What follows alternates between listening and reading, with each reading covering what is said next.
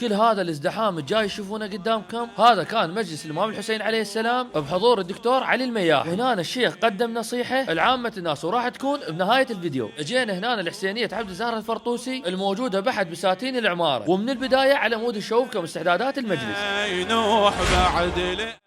التجهيزات تبدأ من الصبح إلى نهاية المجلس، وخذينا لقاء ويا أحد الحضور سألناها السؤال بس جاينا.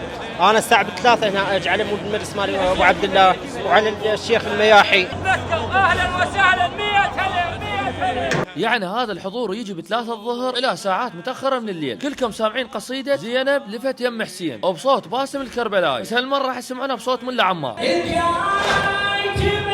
ابداع ملا عمار كناني.